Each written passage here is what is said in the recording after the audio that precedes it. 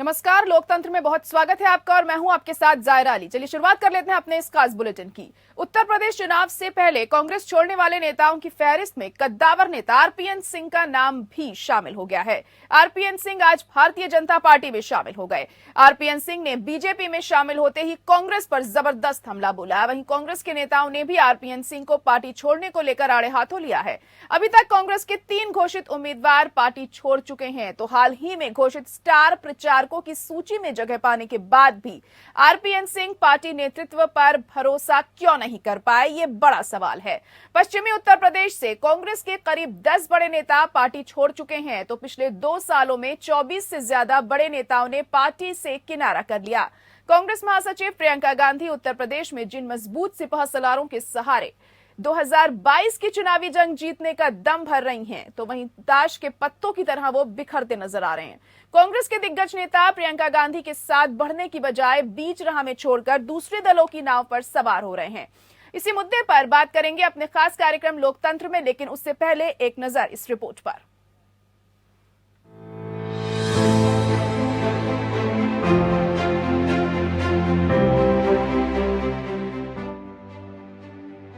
कल की ही तो बात है, आरपीएन सिंह को कांग्रेस ने अपने स्टार प्रचारकों की सूची में शुमार किया था। वहीं रतनजीत नारायण प्रताप सिंह उर्फ आरपीएन सिंह, जिन्हें राजा पडरौना के नाम से जाना जाता है, विधिवत भारतीय जनता पार्टी में शामिल हो गए। आरपीएन सिंह ने अपने इस्तीफे के लिए कांग्रेस के कमजोर होते नेतृत्व को जिम्मेदार बताया और कांग्रेस पर हमला बोल समारोह की रस्म अदा की। 32 सालों तक मैं एक पार्टी में रहा, ईमानदारी से, लगन से मेहनत किया, परंतु जिस पार्टी में इतने साल रहा वो अब वो पार्टी रह नहीं गई जहां मैंने शुरुआत की थी, और ना तो वो सोच रह गई है। अगर देश में राष्ट्र निर्माण करना है और देश में आगे बढ़ाना है, तो मैं एक छोटे कार्यकर्ता के हैसियत से हमारे ओजस्वी प्रधानमंत्री जी के सपनों को पूरा करने के लिए जो भी प्रयास होगा अवश्य करूंगा। आरपीएन सिंह कांग्रेस के हाई प्रोफाइल नेता माने जाते थे। ये उन्हीं की हैसियत रही कि पार्टी के आला नेताओं की मौजूदगी में भी वो मीडिया से मुखातिब हुआ करते थे। लेकिन वो कांग्रेस के प्रदेश में जिंदा होने का इंतजार आखिर कब तक करते? तो बीजेपी को भी स्वामी प्रसाद मौर्य से टकराने के लिए पिछड़ी जाति के ही बड़े नेता की भी तलाश थी। पार्टी के प्रभारी और केंद्रीय मंत्री धर्मेंद्र प्रधान और उप मुख्यमंत्री केशव प्रसाद मौर्य की मौजूदगी में आरपीएन को पार्टी में शामिल कराया गया। बीजेपी उनकी आमद से खासी खुश है। कांग्रेस पार्टी की विभिन्न संगठनात्मक कामों में बड़े जिम्मेवारी के साथ काम करने वाले आदरणीय आरपीएन सिंह जी को मैं भारतीय जनता पार्टी की परिवार में स्वागत करता हूं। उनके साथ आज 2 सहयोगी भी पार्टी में शामिल हुए, उनको भी मैं स्वागत करता हूं। हमें अत्यंत प्रसन्नता के साथ मैं कहूं, प्रधानमंत्री जी के नेतृत्व को स्वीकार करते हुए उत्तर प्रदेश को देश की 1 नंबर बनाने के लिए आज हमारी साथ आरपीएन सिंह की ज्वाइनिंग हुई है। आरपीएन सिंह पिछले 40 साल से राजनीति में सक्रिय रहे हैं। 3 बार विधायक रहे। आरपीएन यूपीए के दूसरे कार्यकाल में गृह राज्य मंत्री रहे हैं। सैंधवार कर्मी जाति से हैं और पूर्वी उत्तर प्रदेश में खासकर कुशीनगर, गोरखपुर और देवरिया में तो सैंधवारों की खासी आबादी है। समझा जा रहा है कि बीजेपी को हराने की चुनौती देने वाले स्वामी प्रसाद मौर्य को उनके घर में ही चुनौती देने की शर्त पर ही आरपीएन को पार्टी में शामिल कराया गया है। लेकिन मसला आरपीएन और स्वामी का नहीं है, सवाल कांग्रेस की स्वामी भक्ति छोड़ने का भी है। पूछा जा रहा है कि कद्दावर नेता आखिर पार्टी क्यों छोड़ रहे हैं? अभी तक कांग्रेस के 3 घोषित उम्मीदवार पार्टी छोड़ चुके हैं, तो हाल ही में घोषित स्टार प्रचारकों की सूची में जगह पाने के बाद भी आरपीएन सिंह पार्टी नेतृत्व पर भरोसा क्यों नहीं कर पाए? जिस पार्टी में मैंने काम किया, ना तो वो पार्टी रह गई है, ना तो वो सोच रह गई। इससे ज्यादा मैं कुछ जोड़ना नहीं चाहूंगा। और आगे इतिहास हो गया, आगे चल के राजनीति में मैं ही अकेला राजनीति में हूँ। मैं जो भी पार्टी मुझे दिशा निर्देश देगी, जो भी काम देगी उसको। पश्चिमी उत्तर प्रदेश से कांग्रेस के करीब 10 बड़े नेता पार्टी छोड़ चुके हैं, तो पिछले 2 सालों में 24 से ज्यादा बड़े नेताओं ने पार्टी से किनारा कर लिया है। अब हरेंद्र मलिक और पंकज मलिक की तरह पार्टी के वरिष्ठ नेता आरपीएन सिंह को भी कायर बता रहे हैं। मुझे अभी आधिकारिक तौर पे नहीं पता है वो कहां ज्वाइन कर रहे हैं, और जैसा कि प्रियंका जी कहती हैं, कायर इस लड़ाई को लड़ नहीं सकते। जो जहां जा रहा है, हम उनको बिल्कुल अपनी ओर से शुभकामनाएं देते हैं उनके उज्जवल भविष्य की, और हम आशा करते हैं कि शायद उनको समय रहते ये पता चलेगा कि लड़ाई लड़ना, शिद्दत से लड़ाई लड़ना वीरों की निशानी है। चले गए, कोई बात नहीं है। जो लड़ने वाले होंगे वो रुकेंगे, संघर्ष करने वाले वो होंगे वो रुकेंगे। जिनको ईडी सीबीआई का डर होगा वो चले जाएंगे, जिनको संपत्ति बचानी होगी चले जाएंगे, और जिसको डर नहीं होगा वो लड़ेगा और इस सरकार का मुकाबला करेगा। इससे पहले पंकज मलिक और हरेंद्र मलिक को भी पार्टी छोड़ने पर कायर बताया गया था, लेकिन सवाल ये पूछा जा रहा है कि छोड़ने वाले कायर हैं या नेतृत्व कमजोर है। पार्टी छोड़ने वालों में गांधी परिवार की नई पीढ़ी के करीबी माने जाने वाले कई नेता हैं। महासचिव प्रियंका गांधी के साथ यूपी के सह प्रभारी रहे ज्योतिरादित्य सिंधिया भी एमपी की राजनीति में आला कमान के दखल का इंतजार करते करते पार्टी से फना हो गए थे। आरपीएन को बीजेपी में लाने में उनकी भी भूमिका मानी जा रही है। इसके बाद गांधी परिवार को संगठन चुनाव में चुनौती देने वाले जितेंद्र प्रसाद के बेटे जितिन प्रसाद का भी भरोसा टूटा और बीजेपी के शरण में चले गए। फिर तो यूपी में भी झड़ी लग गई। पूर्व मुख्यमंत्री पंडित कमलापति त्रिपाठी के बेटे एमएलसी राजेश पति त्रिपाठी और वाराणसी से कांग्रेस के ब्राह्मण नेता पूर्व विधायक ललितेश पति त्रिपाठी ने टीएमसी से हाथ मिला लिया। वहीं युवा कांग्रेस के पूर्व प्रदेश अध्यक्ष नदीम अशरफ जायसी अब आम आदमी पार्टी के टिकट पर लखनऊ सेंट्रल से चुनाव लड़ रहे हैं। पूर्व संगठन मंत्री सरबजीत सिंह मक्कड़ बीजेपी में शामिल होकर लखनऊ कैंट से पार्टी का प्रचार भी कर रहे हैं। उन्नाव की पूर्व सांसद अनु टंडन अखिलेश यादव की मौजूदगी में समाजवादी पार्टी में शामिल हो गई। पूर्व मंत्री सत्यदेव त्रिपाठी, पूर्व एमएलसी सिराज मेहंदी, पूर्व सांसद और पूर्व प्रदेश अध्यक्ष युवक डॉक्टर संतोष सिंह, पूर्व महामंत्री संजीव सिंह और मनरेगा के चेयरमैन रहे संजय दीक्षित भी कांग्रेस को यतीम कर गए। बहरहाल जाहिर है कि यूपी चुनाव की तैयारियों के साथ बीजेपी अपने कांग्रेस मुक्त अभियान को कमजोर नहीं पड़ने देना चाहती है। Bureau report APN. चलिए शुरुआत कर लेते हैं अपना खास कार्यक्रम लोकतंत्र, और आज हम अपने प्रोग्राम में बात करने वाले हैं जिस तरीके से तमाम कद्दावर नेता कांग्रेस छोड़कर जा रहे हैं, इसी पर हम चर्चा करेंगे। तमाम मेहमान भी हमारे साथ जुड़ चुके हैं। हमारे साथ डॉक्टर विजय खेरा जी जुड़ गए हैं जो कि स्पोक्स पर्सन है बीजेपी के। इसके अलावा मनोज यादव जी हमारे साथ जुड़ गए हैं जो कि सपा से स्पोक्स पर्सन है। विवेकानंद पाठक जी कांग्रेस से हमारे साथ जुड़ चुके हैं, और राहुल लाल जी भी जुड़ गए हमारे साथ जो कि हैं पॉलिटिकल एनालिस्ट। आप सभी का बहुत स्वागत है हमारे इस खास प्रोग्राम में। सबसे पहले विवेकानंद पाठक जी, आपके पास ही आना चाहूंगी, आखिर क्या वजह है जो ये कांग्रेस को तमाम कद्दावर नेता छोड़ कर जा रहे हैं और ये फहरिस्त लंबी ही होती चली जा रही है, और अब आरपीएन सिंह का नाम भी इसमें शामिल हो गया है? देखिए, जो लोग छोड़ के जा रहे हैं जी, तो जाने वाले तो चले ही जाएंगे, और जब कभी भी किसी प्रदेश में इस तरह के चुनाव आते हैं तो चुनाव के दौरान इस तरह की चीजें आती हैं कि कुछ नेता अपना दल बदल करते हैं। कोई कांग्रेस छोड़ के बीजेपी में जाता है, कोई बीजेपी छोड़ के। जी विवेकानंद जी सुन पा रहे हैं? मुझे लग रहा है फिलहाल अभी संपर्क उनसे हमारा टूट गया है, लेकिन सवाल यही उठ रहा है बार बार कि आखिर क्यों इस तरीके से दल बदल की राजनीति होती है, और खासतौर से कांग्रेस में इन दिनों हमें काफी ये सब देखने को मिल रहा है। विजय खेरा जी भी बीजेपी से बने हुए हमारे साथ। विजय खेरा जी, आप इस पर क्या कहेंगे कि अब आरपीएन सिंह भारतीय जनता पार्टी में शामिल हो चुके हैं, कितना फायदे का सौदा आप इसे देख रहे हैं?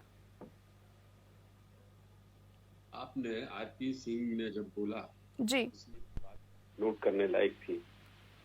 उन्होंने कहा कि हमने राहुल गांधी से मीटिंग में ये कहा था कि आप व्यक्तिगत रूप से मोदी जी के ऊपर अटैक करना ठीक नहीं है। ये उन्होंने अब कहा।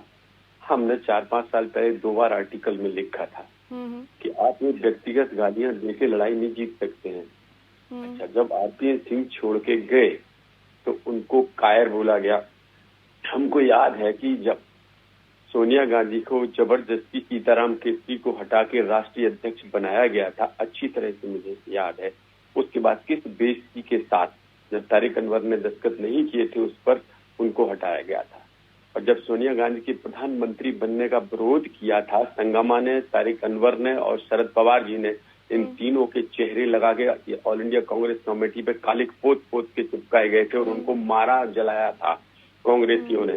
तो कांग्रेसियों की जो आदत पड़ गई है चमचागिरी की, और जो ऊपरी के नेताओं का जो नेतृत्व विहीन है, चमचों को साथ रखने की, उसकी वजह से जो लोकप्रिय नेता है जिनमें दम है वो छोड़ के चले जा रहे हैं। उसमें कायर कहने की क्या जरूरत? जितेंद्र प्रसाद कायर थे, जितेंद्र प्रसाद के बेटे हैं। रीता बहुगुणा कायर है, महान स्वतंत्रता संग्राम सेनानी की पुत्री है। हेमवती नंदन बहुगुणा 7 साल जेल काटे हैं, समझे।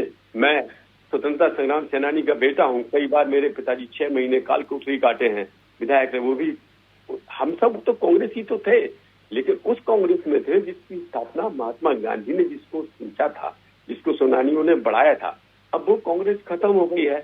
अभी आप देखिए, आप कमलापति त्रिपाठी के बेटे का बेटा चला गया ललितेश्वर, मतलब इमेजिन कर सकते थे आप कमलापति के। जी, आप कह रहे हैं कि वो कांग्रेस अब खत्म हो गई है, लेकिन लगातार आपकी पार्टी की तरफ से कहा जाता रहा है कि 70 साल में देश को डुबो दिया है।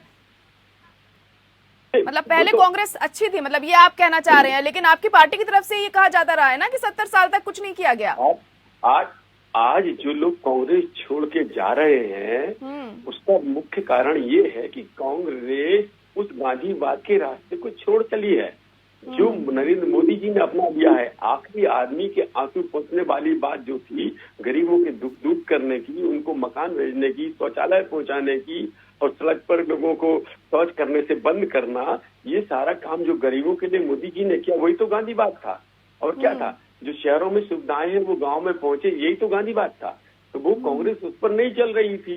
जिनको सरोकार था गांधीवाद से, जिनको गरीबों से सरोकार था, वो एक एक करके छोड़ते जा रहे हैं। कईयों ने कोशिश की कि अब सुधरेंगे राहुल एंड कंपनी, नहीं सुधरे वो। ये कोई चुनाव लड़ने के लिए नहीं गए, कोई मंत्री पद के लिए नहीं गए हैं।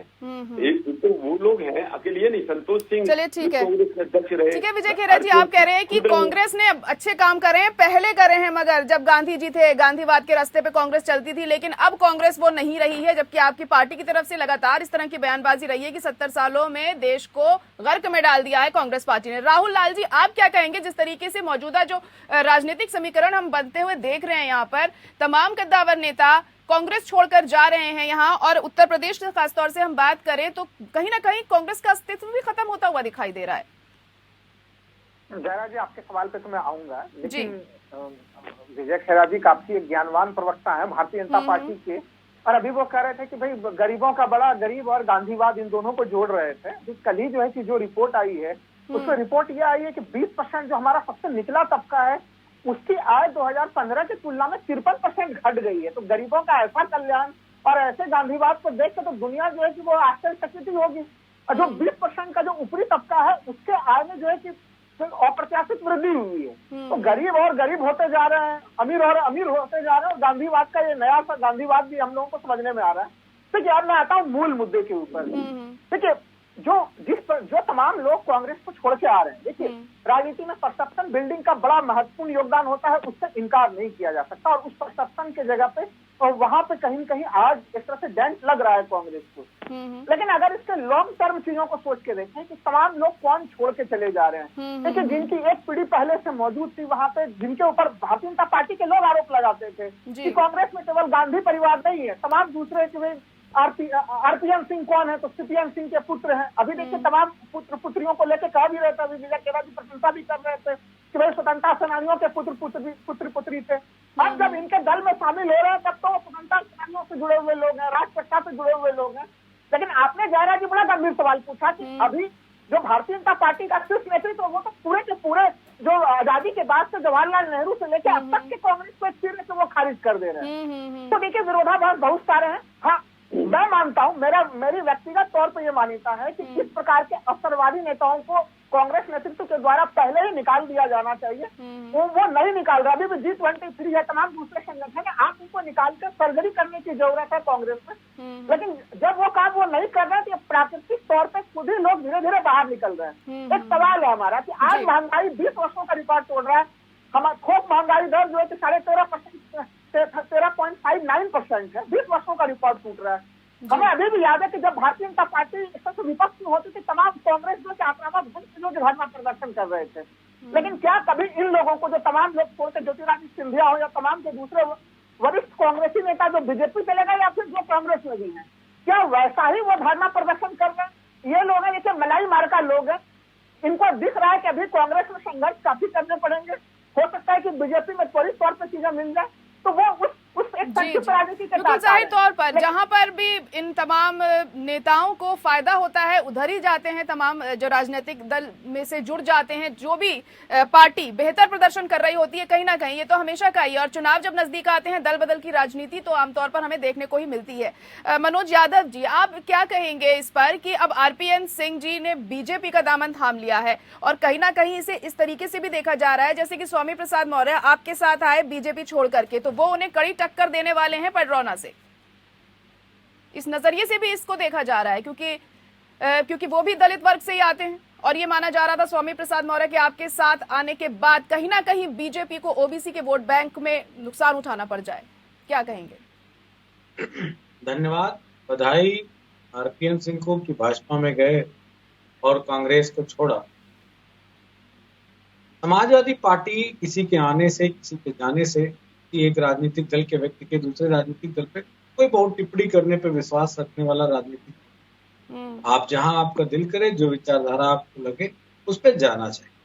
लेकिन जैसा राहुल लाल जी ने कहा, विजय खेरा जी की बात के जवाब दिए, हाँ बीजेपी एक बड़ा काम कर रही कि जो परिवारवाद का आरोप लगा रही थी, वो परिवारवाद को कम करके अपने परिवार को बढ़ाने में लगी है। इसके लिए बीजेपी को पुनः बताए कि कम से कम वो जो एक पीढ़ी दर पीढ़ी परिवारवाद की राजनीति चल रही थी, वो खत्म करने पे लगी है और वो अपनी पार्टी को उसमें संलिप्त कर रही है। ये बेहतर चीज, कम से कम वो दूसरों को कहने से पहले 4 बार सोचना पड़ेगा। दूसरी महत्वपूर्ण बात यह है कि स्वामी प्रसाद मौर्य से RPN सिंह की कोई तुलना नहीं है। स्वामी प्रसाद मौर्य उत्तर प्रदेश के पिछड़ों के, अपने समाज के कद्दावर लीडर रहे। उनकी जितनी पैठ पिछड़ों में है, उससे कहीं ज्यादा पैठ उनकी दलितों में और अंबेडकरवादी विचारधारा की जो सोच रखने वाले हैं, जो गौतम बुद्ध को मानने वाले, बुद्ध की विचारधारा को आगे ले चलने वाले लोग हैं, उनके भी नेता के रूप में वो जाने जाते रहे। और उसके परिणाम की मुझे नहीं लगता है कि मैं उनके लिए 2 शब्द कहूं। उनका राजनीतिक इतिहास इस बात की पुष्टि करता है कि उन्होंने किस तरीके से अपने जीवन में राजनीति शुरू की और जहां जहां रहे उस राजनीतिक दल को उन्होंने कितनी मजबूती के साथ चरम तक ले जाने में उन्होंने पूरा अपना सहयोग। तो समाजवादी पार्टी को इस बात को लेके जान जी किसी तरीके की कोई आपत्ति नहीं। हाँ, जो अब बीजेपी उनको विधायकी लड़ाएगी, राज्यसभा भेजेगी, सेंट्रल में मोदी जी की कैबिनेट में बैठाएगी या उत्तर प्रदेश में विपक्ष में बैठाने के लिए उत्तर प्रदेश में चुनाव लड़ाएगी, ये अब बीजेपी को तय करना है। समाजवादी पार्टी को इस बात से ज्यादा कोई विशेष फर्क नहीं पड़ता। हमारी लड़ाई योगी आदित्यनाथ बिष्ट जी से है, जो हम उनकी लड़ाई को हराने के लिए समाजवादी पार्टी ने अपने सारे तर्कस के तीरों को मजबूत और धारदार। जी बिल्कुल, आपने अपने सारे तर्कश के तीरों को मजबूत धारदार तो कर दिया है, लेकिन कितनी ज्यादा चोट ये पहुंचा पाते हैं और कामयाब साबित होते हैं ये तो 10 मार्च को ही पता चलेगा। लेकिन फिलहाल यहाँ रुकेंगे एक छोटे से ब्रेक के लिए, चर्चा हमारी जारी रहेगी, जल्द लौटते हैं।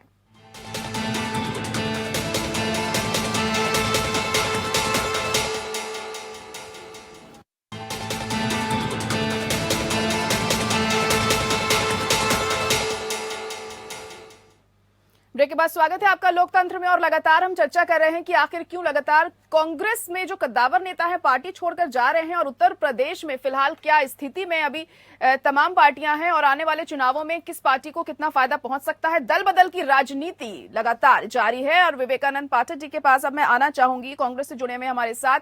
विवेकानंद जी, आखिर क्या कारण है इसके पीछे कि एक के बाद एक तमाम कद्दावर नेता छोड़कर जा रहे हैं आपकी पार्टी? RPN सिंह का नाम भी अब उसमें शुमार हो गया है। क्या कहेंगे, आखिर क्या कमी उन्हें ऐसी पार्टी में लग रही है और ऐसा क्या कुछ उन्हें नहीं मिल पा रहा है कि इस तरह की जो फहरिस्त है इन नेताओं की वो बढ़ती ही जा रही है? देखिए, जो लोग महत्वाकांक्षी हैं और जिनको सत्ता का लाभ लेना है या उनको डर है किसी चीज का कि भैया यदि सरकार के खिलाफ और खासतौर से इस तानाशाही सरकार के खिलाफ, जिसका आप देख रहे हैं कि किस तरह से संवैधानिक संस्थाओं का ये उपयोग करते हैं अपनी सत्ता संचालित करने के लिए, इस तरह की सरकारों से बहुत सारे लोग जो हैं वो खौफ खाए हैं, डरे हुए हैं, सहमे हुए हैं और वो अपना राजनीतिक रसूख थोड़ा बहुत बचाने के लिए, अपनी चीजों को बचाने के लिए वो सत्ता के साथ जा रहे हैं और सत्ता के साथ समझौता कर रहे हैं। तो इस तरह के जो लोग हैं वो हर समय हर दौर में रहे हैं। अब सोचिए, जब हिंदुस्तान आजादी की लड़ाई लड़ रहा था तो बहुत सारे लोग यही हिंदू महासभा और आरएसएस के लोग थे जो अंग्रेजों के साथ दलाली करते थे, अंग्रेजों के साथ मिले हुए थे, अंग्रेजों के लिए काम करते थे। अब 1942 का जब आंदोलन चल रहा था, पूरा देश भारत छोड़ो आंदोलन चला रहा था और आरएसएस और हिंदू महासभा अंग्रेजों के लिए सेना में भर्ती के लिए अपील कर रहे थे। तो हर दौर में, हर समय में इस तरह के लोग रहते हैं, आते हैं, जाते हैं। कांग्रेस को किसी प्रकार का किसी तरह से कोई फर्क नहीं पड़ने वाला है। हमारे नेता राहुल गांधी जी ने, हमारी नेता प्रियंका गांधी जी ने स्पष्ट तौर पे कहा है कि ये जो लड़ाई चल रही है ये बहुत बड़ी लड़ाई है और इस लड़ाई को वही लोग लड़ सकते हैं जिनके पास नैतिकता है, जो कायर नहीं है। देखिए विवेकानंद जी, एक दो लोग तो नहीं है, क्योंकि लगातार ये जो लाइन है ये बढ़ती ही चली जा रही है। इससे पहले भी हम बात करें, अदिति सिंह ने कांग्रेस को छोड़ा, वहीं प्रियंका मौर्य तो पोस्टर गर्ल थी आपकी, उन्होंने छोड़ दिया और आरपीएन सिंह को तभी स्टार प्रचारक बनाया था आप लोगों ने। तो मतलब उसके बावजूद भी लोग पार्टी छोड़ के जा रहे हैं, बिल्कुल भरोसा उठ गया है पार्टी पर से। देखिए, इन लोगों को किसने इस लेवल तक पहुंचाया, चाहे वो आरपीएन सिंह जी हो, चाहे कोई भी हो या अदिति सिंह हो। आप चले जाइए रायबरेली में, पूछ लीजिए कि रायबरेली में उनके पिता अखिलेश जी अब नहीं है, उनको कौन उस लायक तक पहुंचाया। आज अदिति सिंह वहां सदर से विधायक थी तो किसके वजह से थी? कांग्रेस ही है जिसने ऐसे ऐसे लोगों को मौका दिया और अर्श से फर्श पे पहुंचाया। इतने लेवल तक इनको पहचान दी, सारी चीजें दी। अब कोई महत्वाकांक्षी लोग हैं, जैसे प्रियंका, क्या नाम है उनका, वर्मा जी, वो जो पोस्टर गर्ल है, प्रियंका मौर्य जी, वो पोस्टर गर्ल है, इसीलिए तो छोड़ के गई कि उनको टिकट नहीं मिला। उम्मीद है भारतीय जनता पार्टी उनको सुप्रिया एरन को तो टिकट मिल गया था, जो बरेली से उनको टिकट मिला था, सुप्रिया एरन को, उन्होंने भी पार्टी छोड़ दी। करीब 3 ऐसे लोग हैं जिनको टिकट मिला और उन्होंने पार्टी छोड़ दी। कौन 3 लोग हैं? सुप्रिया एरन जी थी, उनको टिकट मिला था और उन्होंने पार्टी छोड़ी। और दूसरा नाम? और 2 लोग और हैं जिन्होंने पार्टी छोड़ी है, जिन्होंने टिकट मिल चुका है। कौन लोग? नहीं, ऐसी बातें सामने आ रही है ना, ऐसी बातें सामने आ रही हैं जी। अब देखिए, यही है, आप लोग तो तथ्य पे बात करना चाहिए। आप इतनी अच्छी पत्रकार हैं, बड़ी पत्रकार हैं और एक अच्छा चैनल है पीएम न्यूज, काफी लोग नहीं तो ऐसी खबरें है ना। देखिए, मैं एक का तो नाम बताया ना मैंने आपको, सुप्रिया एरन जी ने पार्टी छोड़ी है, उन्हें टिकट मिला था, तो क्यों छोड़ा उन्होंने? मैडम तथ्यात्मक बात करिए ना। तो तथ्य मैं बता रही हूँ आपको। सुप्रिया एरन जी पार्टी छोड़ रही तो क्या दिक्कत है? नहीं तो मैं ही कह रही हूँ, उन्हें टिकट तो मिली थी ना, टिकट तो मिली ना उन्हें।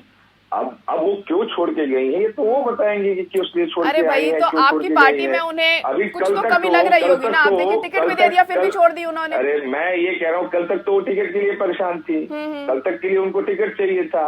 आज टिकट पाने के बाद वो छोड़ के जा रही है, तो क्यों छोड़ के गई है ये तो कायदे से वो बताएंगी। देखिए दिक्कत, अच्छा ये बताइए, भारतीय जनता पार्टी से कितने मंत्रियों ने और कितने विधायकों ने पार्टी छोड़ के गए?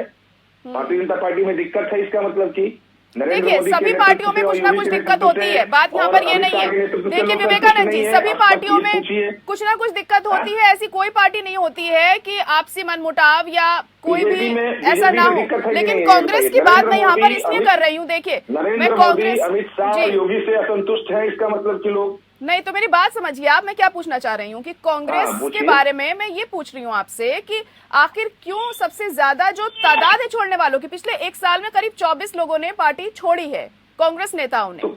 कह तो रहा हूँ, अब कैसे कहूँ, कह तो रहा हूँ कि कायर लोग हैं और जो कोई छोड़ के जा रहे हैं वो अपनी महत्वाकांक्षा में छोड़ के जा रहे हैं। उनकी हिम्मत नहीं है कि इस तानाशाही सरकार से लड़ सकते, क्योंकि उनके पास जो चीज एक्चुअली क्या है कि जब तानाशाही सरकार से कोई लड़ता है तो वही लड़ सकता है जो मजबूत हो, जो बिल्कुल सच्चा हो, जिसके पास अपना नैतिकता हो। अंग्रेजों से कौन लोग लड़ते थे? राजा महाराजा लड़ पाते थे क्या? ये हिंदू महासभा वाले लड़ पाते थे? चलिए ठीक है, हम जवाब ले लेते लड़ पाते थे क्या? चलिए ठीक है, हम नहीं समझ लड़ गए पाते कि थे। कायर हैं। आप ये कहना चाह रहे हैं जिन्होंने पार्टी छोड़ी है सब कायर हैं, वो पार्टी के लिए काम नहीं करना चाहते। चलिए ठीक है, वो डरपोक है, नहीं लड़ सकते। ठीक है। चलिए विजय खेरा जी, आप क्या कहेंगे इस पर? कह रहे हैं कि सारे कायर लोग हैं, वो आपकी पार्टी में कायर चले गए हैं सारे। अब आपकी पार्टी का क्या होगा? डरपोकों से भर गई है आपकी पार्टी। तो पहले हम ये कह रहे थे जी, कोई चला जाए क्या फर्क पड़ता है, तो वो तो पाठक जी कहना ठीक ही है, इन्हें क्या फर्क पड़ता है? 8-10 MLA हैं, 2-4 और रह जाएंगे, 1-2-3-4 जीतने वाले हैं, वो भी नहीं आएंगे, इन्हें कोई फर्क पड़ता नहीं इससे। संसद में ये हाल कर दिया पार्टी का कि 10% सीटें भी नहीं आई लोकसभा में, तो मान्यता प्राप्त कांग्रेस दल ही नहीं रह गई। तो इन्हें कोई फर्क नहीं पड़ता है, बट्टा बैठे कांग्रेस का मिट जाए, कोई चला जाए। यानी सारे बड़े बड़े नेता जिनके यहाँ मंत्री थे, एक एक करके सब चले गए अब, और इनको कोई फर्क पड़ता नहीं है। वो तो ठीक है, इन्हें कोई फर्क पड़ने वाला नहीं है। दूसरी बात है, ये कायर कहें, डरपोक कहें, अरे जिनमें हिम्मत है वो छोड़ के जाते हैं, वरना चिपके रहेंगे, आपके साथ चिपके रहेंगे। क्या दिक्कत है उनको? वो तो स्टार प्रचारक हो रहे हैं, हवाई जहाज से जाते ये, इनको तो सारी सुविधाएं थी। टिकट छोड़ आधी लोगों ने तो कांग्रेस का टिकट मना कर दिया। अभी कहेंगे नाम बताओ, नाम बता देंगे। कई लोगों ने कहा हमें नहीं लड़ना, हमें नहीं लड़ना, मना कर करके बैठ गए। और वो जग जाहिर ही है कि कांग्रेस की क्या दुर्दशा होगी। खैर, सवाल इस बात का है कि अकेले ये नहीं, देखो जय सिंह उत्तर प्रदेश युवक कांग्रेस के अध्यक्ष था, संतोष सिंह उत्तर प्रदेश युवक कांग्रेस के अध्यक्ष थे, MP भी रहे। इसी तरीके से ये भी यूपी के कांग्रेस यूथ कांग्रेस के अध्यक्ष से शुरुआत हुई थी। इनको आप ऐसे नहीं ले सकते हैं। अभी कह रहे थे कि उनका कुछ नहीं है, पडरौना में सपा वाले कह रहे थे। जरा देखिए, आप बराबर जीत रहे, उसकी RK सिंह की फॉलोइंग पूरी उत्तर प्रदेश भर में हर जिले में है। युवक कांग्रेस उनने इतनी अच्छी चलाई थी, मैं गवाह हूँ, और सबसे ईमानदार नेता है, ऐतिहासिक ईमानदार नेता है RPN सिंह। हमने साथ काम किया है दोनों ने बहुत पहले, इसलिए मैं आपसे कह रहा हूँ। और RPN सिंह से आपने प्रश्न उठाया। दूसरी बात, हमें राहुल लाल से जरूर बात करनी है जी। अभी ये कह रहे थे कि साहब ये गांधीवाद है। अरे तुम्हारी समझ में नहीं आता है, करोड़ों शौचालय बन गए, रेलवे लाइन के किनारे शौच करते थे रोज, सब बंद हो गया है। सवेरे से 4 बजे बेचारी गांव में औरतें जाके लोटा लेके जाती थी, वो सब बंद हो गया है। और आप कह रहे कुछ हुआ ही नहीं। गरीब आदमियों के इलाज के लिए 5 लाख रुपया मिलता है। सुन लीजिए आप, पहले एक मिनट, आप विशेषज्ञ नहीं है, पता नहीं क्यों विशेषज्ञ लिखा जाता है आपको। आप तो किसी पार्टी और विचारधारा से बंधे हुए हैं, कमिटेड हैं। मैं किसी तो पार्टी और विचारधारा से नहीं बंधा हुआ हूं। अभी तक आपने विशेषण तो किया नहीं कभी। मैंने ठीक है राहुल लाल जी, आपको मौका मिलेगा बोलने का। विजय खेर, अपनी बात पूरी करिए। आपका जवाब सुनने का मात्रा रखिए, मेरे विनय है, आप सुनिए तो जवाब दीजिएगा।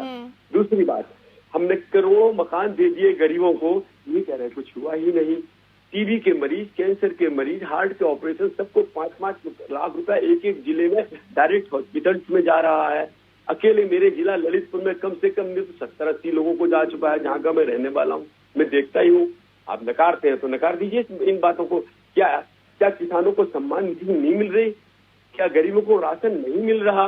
क्या वृद्धा पेंशन नहीं मिल रही? क्या TB के लोगों को पोषण के लिए पैसा नहीं मिल रहा? विकलांग को पेंशन नहीं मिल रही? आप एक चीज है, क्या दुर्घटना बीमा कर रहे हैं, पितृत्व लाभ दे रहे हैं, मातृत्व लाभ दे रहे हैं, मेरे गरीबों को साइकिल के लिए साइकिल दे रहे हैं, रिपेयर के लिए, भवन के लिए पैसा दे रहे हैं। अनगिनत है गरीबों के लिए योजना, अनगिनत, जिसकी कभी कल्पना नहीं की गई थी और सोच भी नहीं सकते थे। वो उसका उठ रहा है, उसका स्तर उठ रहा है। चलिए ठीक है विजय खेरा जी, जवाब ले लेते हैं। राहुल लाल जी जवाब दे सकते हैं आप अपना, कहिए। हाँ, मैं जवाब दे रहा हूँ। देखिए, तमाम योजनाओं की गिनती कराई। इन्होंने कहा स्वास्थ्य इंफ्रास्ट्रक्चर पे इतना काम हुआ है, उत्तर प्रदेश में इतना काम हुआ है, क्या भूतपूर्व काम हुआ है? ठीक है, मेरी रिपोर्ट तो नहीं है ना विजय खेरा जी। अब 5 लाख की बात करो, 5 लाख कितनों को नहीं राहुल भाई, जो बात की वो बात करो, पलटो मत। हमारी बात का जवाब दो ना, फिर बोलो। एक एक करके बात करिए आप। देखिए, बात ऐसे समझ में नहीं आएगी। विजय खेरा जी ने बोलने दीजिए, कहिए राहुल लाल जी। मैं कह रहा हूँ, देखिए मैं अपने आंकड़े नहीं पेश कर रहा हूँ, तो भारत सरकार के आंकड़े, नीति आयोग के आंकड़े वही तो दे रहा हूँ मैं। वो कह रहा है कि उत्तर प्रदेश स्वास्थ्य मामलों में सिसकती है। गरीबी के मामले में नीति आयोग कह रहा है कि आप 3रे नंबर पे, उसमें भी आप रिकॉर्ड बना रहे हैं उत्तर प्रदेश को, वो 3रे नंबर पे है। तो खुद आपके आंकड़े ही आपके उपलब्धियों को कंट्राडिक्ट कर रहे हैं। नंबर 1 चीज। नंबर 2 चीज आंकड़े के बारे में नहीं मालूम है ठीक से उससे नहीं इसके मालूम। बारे में नहीं मालूम है हमको। वहाँ बैठ के आप कुछ भी बोलोगे नहीं चलेगा। अरे मैं कुछ भी नहीं बोल रहा हूँ, आप एक एक बात पर आइए आप। फिर आप नीति आयोग वालों से कहा कि आप नीति आयोग के आंकड़ों को संशोधित करा आप एक एक बात पे आइए आंकड़ों के ऊपर। बात करता हूँ, बीजेपी का जब हालांकि आपको सुनने का मैंने थोड़ा सुने लीजिए। आप कह रहे हैं उत्तर प्रदेश में विकास की बयार बढ़ गई है, चलिए मैं मानता हूँ, आप तमाम आप आंकड़े गिनती कराते हैं, वो तमाम योजनाएं चल रही हैं, लेकिन सोशल सेक्टर के योजनाओं में केंद्र सरकार में भी और राज्य सरकार में भी आप देख लीजिए, बजट में कटौती हुई तो वृद्धि हुई है, जनता जानती है। नंबर वन जी बिल्कुल, जाहिर तौर पर। लेकिन कहीं ऐसी, देखिए विजय खेरा जी, ये बात तो साफ है, ग्लोबल हंगर इंडेक्स में भी जो भारत का पायदान है वो भी काफी नीचे गिरा है। पिछले साल के मुकाबले 101वें पायदान पर वो आ गया है, 93वें नंबर पर था वो पिछले साल। तो कहीं ना कहीं ग्लोबल हंगर इंडेक्स की हम बात करें, उसमें तो गिरा ही है भारत, जो भुखमरी में जैसे हम बात कर रहे हैं। और यहाँ पर राहुल लाल जी भी इसी सिलसिले में शायद बात करते हुए दिखाई दे रहे हैं यहाँ पर। चलिए ठीक है, हम चर्चा आगे बढ़ाएंगे अपनी, करेंगे। फिलहाल ये रुकेंगे एक छोटे से ब्रेक के लिए, जल्द लौटते हैं।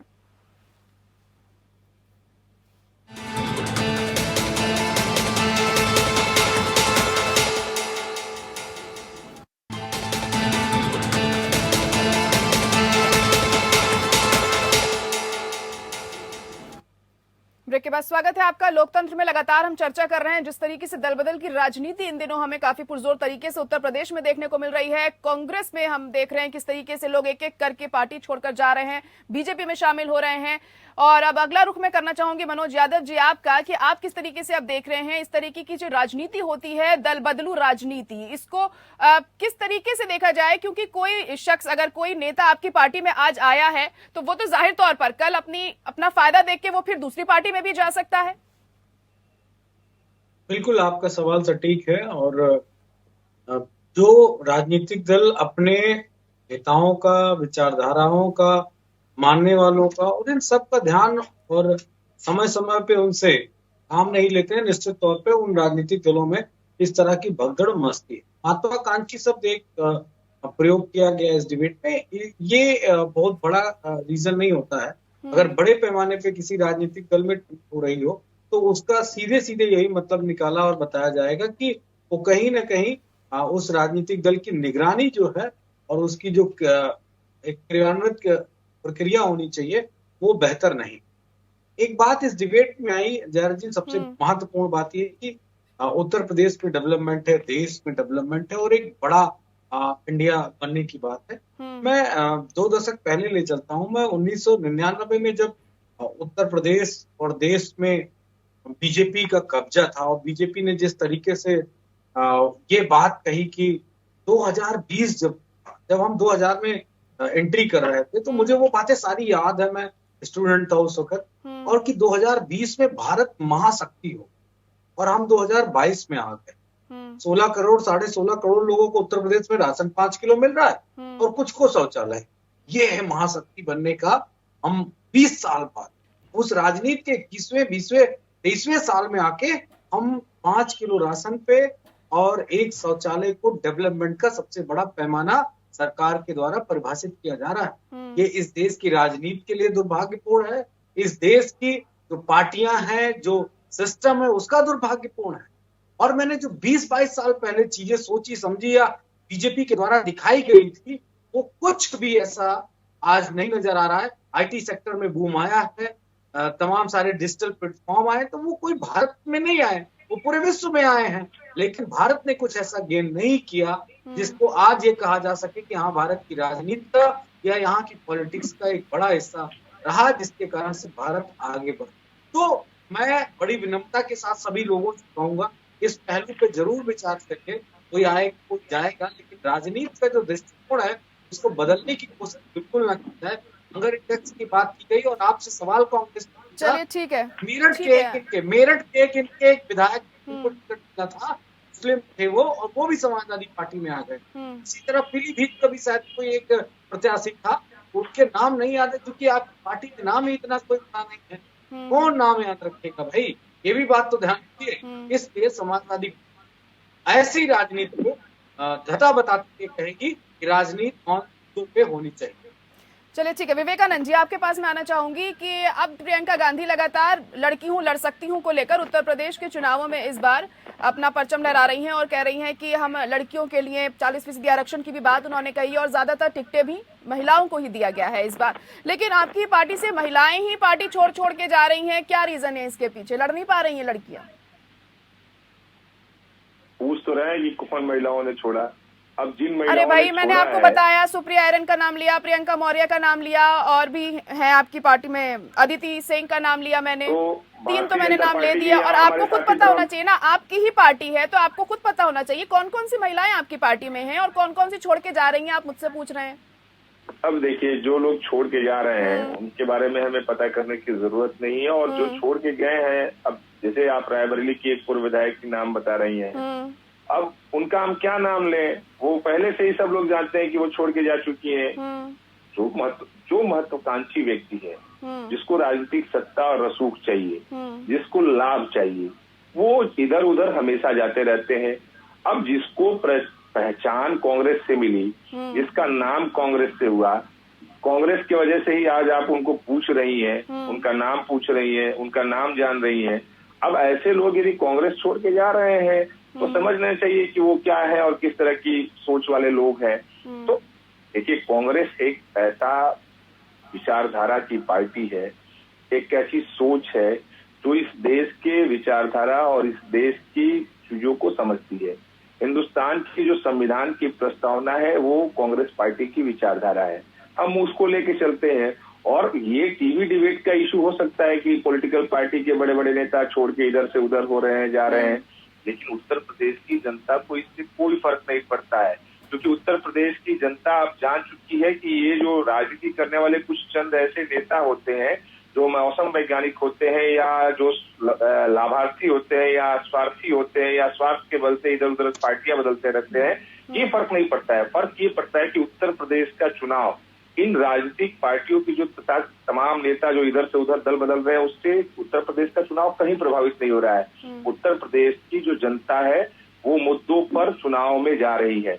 उत्तर प्रदेश की जनता के लिए मुद्दा सबसे महत्वपूर्ण है किसानों का। किस तरीके से किसानों के साथ धोखा हुआ, आय दोगुनी करने के बदौलत उनके ऊपर काले कानून थोपे गए, गाड़ियों से कुचल दिए गए। उत्तर प्रदेश के दलित जिनके ऊपर सबसे ज्यादा अपराध हुआ है, ये मैं नहीं, एनसीआरबी का डाटा कह रहा है।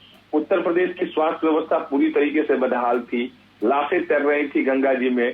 कोरोना काल के सेकेंड वेव में ऑक्सीजन के अभाव में लोग दम तोड़ रहे थे, अस्पतालों में बेड नहीं थे, लाइनें लगी थी श्मशान घाट में। तो उत्तर प्रदेश की कानून व्यवस्था की धज्जियां उड़ चुकी है। उत्तर प्रदेश में नौजवान रोजगार की उत्तर तलाश प्रदेश में कानून व्यवस्था की धज्जियां उड़ चुकी है, लेकिन जिन राज्यों में कांग्रेस की सरकार है, क्या वहां पे सही सब कुछ सही चल रहा है और कानून व्यवस्था सुचारू रूप से चलाई जा रही है? मतलब राजस्थान की बात कर लें अगर, बताइए। अभी अलवर गैंगरेप कांड भी हुआ था। नहीं, मैं ये कह रहा हूँ कि जिन राज्यों में कांग्रेस की सरकार है, सरकार का भी काम कांग्रेस ही करे और विपक्ष का भी काम कांग्रेस ही करे। नहीं तो आप जैसे कह रहे हैं, देखिए अब बीजेपी को घेर रहे हैं कि यूपी में कुछ नहीं हुआ है, यूपी में कानून व्यवस्था नहीं है। वहाँ बीजेपी नहीं है क्या? राजस्थान में बीजेपी नहीं है क्या?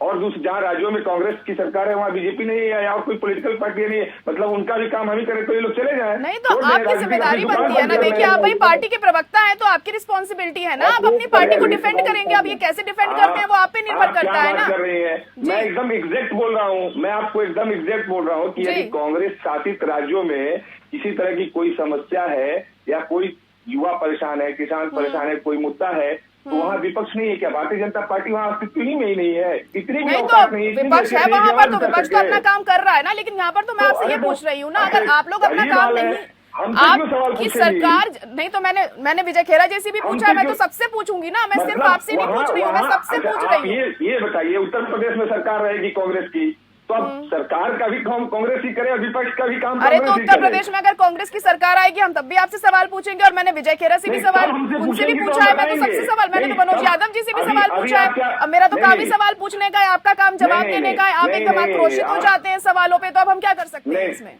नहीं, हम सवालों पे आक्रोशित नहीं हो रहे हैं, हम क्योंकि आपको सही जवाब दे रहे हैं। सही जवाब आपको अच्छा नहीं लग रहा है? नहीं, सही जवाब की बात नहीं है, मैं डिफेंड करने की बात कर रही हूँ। मैं कह रहा हूँ कि यदि सरकार में है, यहाँ उत्तर प्रदेश में सरकार है भारतीय जनता पार्टी की, किसानों के ऊपर जब उनके मंत्री ने ट्रैक्टर चलाया तो ऐसा तो नहीं कि उत्तर प्रदेश की सरकार के मुख्यमंत्री ही आके कह दिए कि ये गलत है, ये बहुत गलत हुआ, निंदनीय है, ऐसा नहीं होना चाहिए।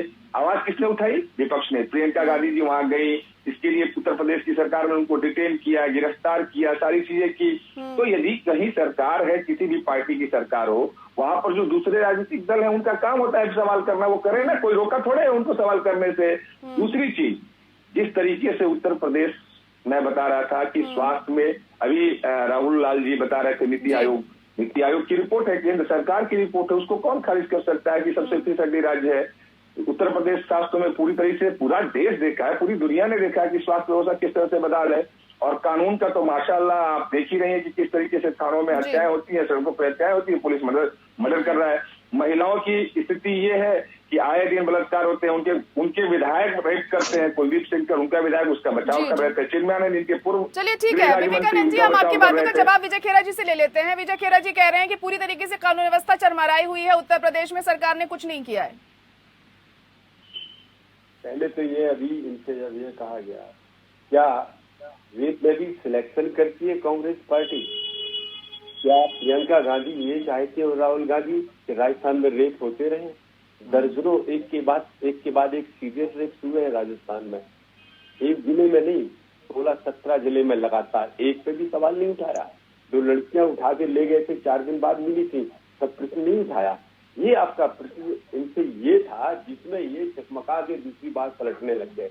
राजस्थान में बलात्कारियों को बचाया नहीं जाता है, राजस्थान में आपकी सरकार में बलात्कारियों को बचाया नहीं जाता है। वहाँ पुलिस पकड़ती है, गिरफ्तार करती है, जेल भेजती है, फास्ट ट्रैक कोर्ट में उनका प्रयास करो, फास्ट ट्रैक कोर्ट के माध्यम से उनको सजा होती है और वो जेल जाते हैं। से ज्यादा कहीं हुआ है की तरह बचाव नहीं होता है, चिन्मयानंद की तरह सरकार बचाव में नहीं उतरती है। राहुल गांधी कभी गई, प्रियंका गांधी को एक करके बात करिए, समय की कमी है मेरे पास, एक एक करके बात करिए। विजय खेरा जी बात रखिए अपनी। कोई सहानुभूति नहीं है उनको राजस्थान के महिलाओं से या लड़कियों से।